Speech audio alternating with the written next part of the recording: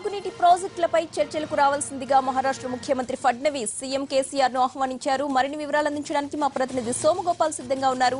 Somagopal, CM KCR ను మహారాష్ట్ర ప్రభుత్వం చర్చలకు ఆహ్వానించడంపై మీ దగ్గరున్న పూర్తి సమాచారం ఏంటి?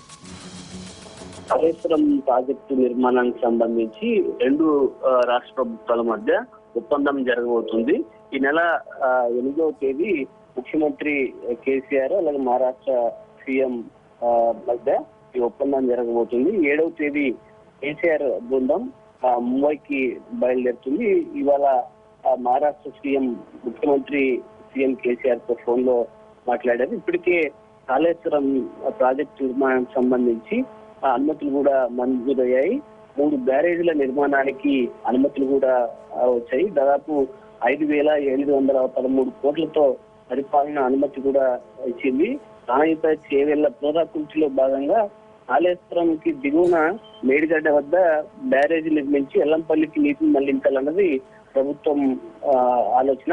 దీనికి అనుగుణంగా 3 బ్యారేజీల నిర్మాణం జరగబోతుంది. ఒకటి మేడిగడ్డ వద్ద 2,597 కోట్లతో, అన్నారం వద్ద 1,785 కోట్లతోటి, అలాగే సుందిల్ల వద్ద 1,437 కోట్లతోటి అంచనాలతోటి ఈ బ్యారేజీలు నిర్మాణం జరగబోతుంది. వీటికి సంబంధించి రెండు రాష్ట్రాల మధ్య ఒప్పందం జరగాలి. అందులో భాగంగానే ఈ ప్రాజెక్టును వీళ్ళంత త్వరగా పూర్తి చేయాలనే ఉద్దేశంతో తెలంగాణ ప్రభుత్వం వడివడిగా అడుగులేస్తుంది. ఇందులో భాగంగానే ఇవాళ ఇద్దరు ముఖ్యమంత్రుల మధ్య ఫోన్ సంభాషణ. 8వ తేదీ రెండు రాష్ట్ర ప్రభుత్వాల మధ్య ఈ ఒప్పందం జరగబోతుంది. Right, thank you Sonu Gopal.